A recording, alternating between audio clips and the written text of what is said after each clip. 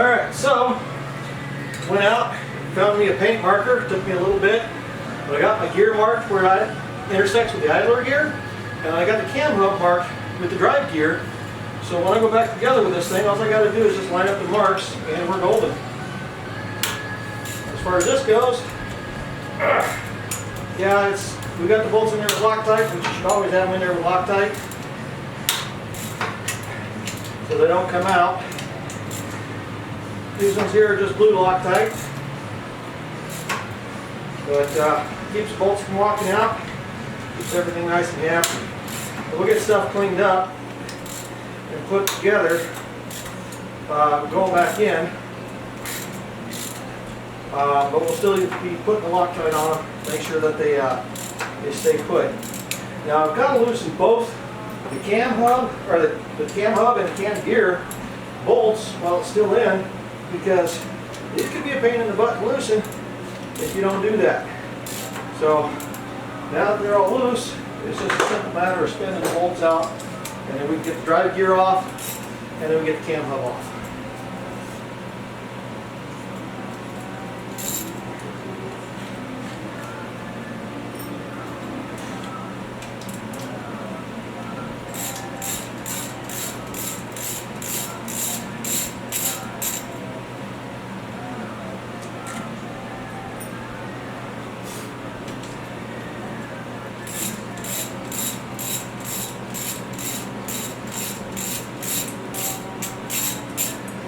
This is an RCD brand gear drive, probably best on the market, period.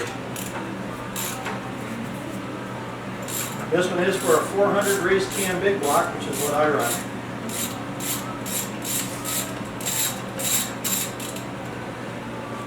What that 400 race cam means, so this camshaft is raised 0.400 inches, or just under half an inch above where the factory cam height is at. This block that I'm running is a 10.7 inch deck height Rodex aluminum block. I needed that extra deck height to help accommodate the stroke that I'm running, so I can put a reasonable connecting rod in this thing. The connecting rod length that I run is 7 inches. Now the funny thing is my last build, I was running aluminum connecting rods, and the bob weight, or the balance weight, for my aluminum connecting rods with the pistons that I had was heavier than the bob weight that I have right now for my steel connecting rods and the pistons that I'm running. I also run a very, very high static compression ratio. I'm at 17.72 to 1. And that actually wasn't planned, that just kind of happened like that. The intent for me was to have about a 16.5 to 1 compression, but when I got the pistons and did the calculations, that's what it worked out to. So not a big deal, we'll make it work. So there's the drive gear right there. We'll just pull that guy out the way. And the nice thing about this is you can see each one of those bolt holes has different numbers on them. And that allows you to advance or to retard the timing on the engine based on the camshaft position. Now my cam here is a little bit different. It is a 50 millimeter camshaft, or 55 millimeter camshaft, excuse me, which is substantially larger than the OEM one. And the reason that I have that much larger of a camshaft is because the cam core itself is not only stiffer, but it also gives you a little bit more choice in camshaft selection when it comes to lobes, because you have more room for bigger lobes. So it works out pretty good. Now my cam bearings are roller bearings, so the cam rotates really super easy in there. There's no issue with rotation at all. Just got to be careful when we're coming out that we don't hammer the bearings or anything.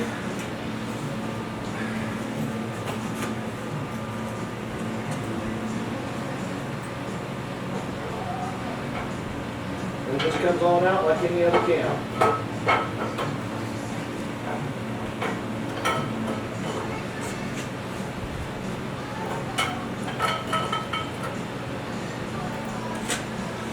there we go. Now, if you want to take a look at this, right here, don't know how well you can see that in the light, but that right there is the cam lobe that got pretty destroyed. Now, can it be reground? Yes, it can, but it also changes the cam profile slightly when you do that, and I haven't decided if I want to change that yet or not. I might have it reground to a slightly different profile, but that'll be a determination I'll make later on.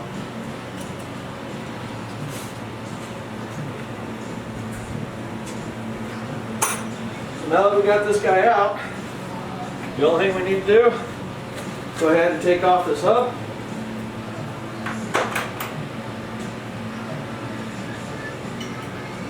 Pull the bearing from behind it, and we'll be going.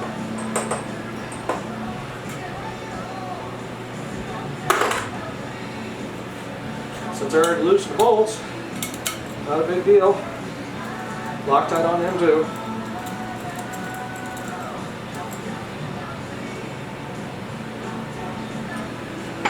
And just take these guys, set them over here with the other ones. My little pile of bolts that I got going on.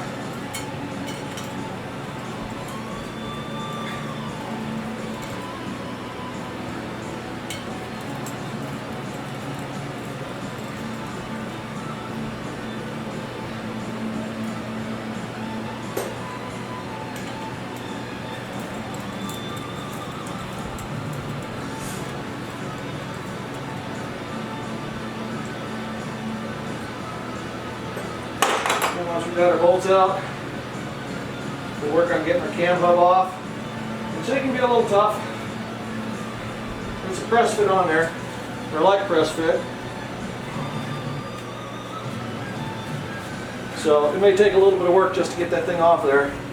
One thing you don't want to do is pound it off with a hammer. That's bad juju. So I got a plastic block here. Give it a couple of whacks, make sure the bearing's out of the way.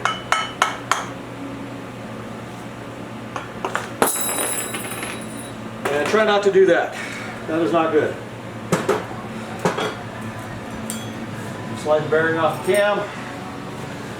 Grab the race. And there's our hub. And unfortunately, this thing's a lot more durable than it looks. And it didn't take any damage. So there we are. And that's the inner race for the bearing. It actually sits on my hub like that. And it rides against the block. And of course those go together just like that. So now, look in there. Everything looks good, at least as far as this is concerned. So that's going to be it for now. Next video, I'm going to be retorquing the heads. And we'll show you what goes on with that. There's a few different ways people do it. Some of them will loosen the fasteners and retorque them. I don't do that. I torque the fasteners in place as they are, simply because I run copper head gaskets with copper sealant on them. If I loosen those head bolts, it's possible that I may lose that seal and I can start leaking water into the engine, and I don't want to do that. So I'll go through and I'll just make sure all the head bolts are tightened, and if they're good to go, we'll let it roll. Catch you on the next one.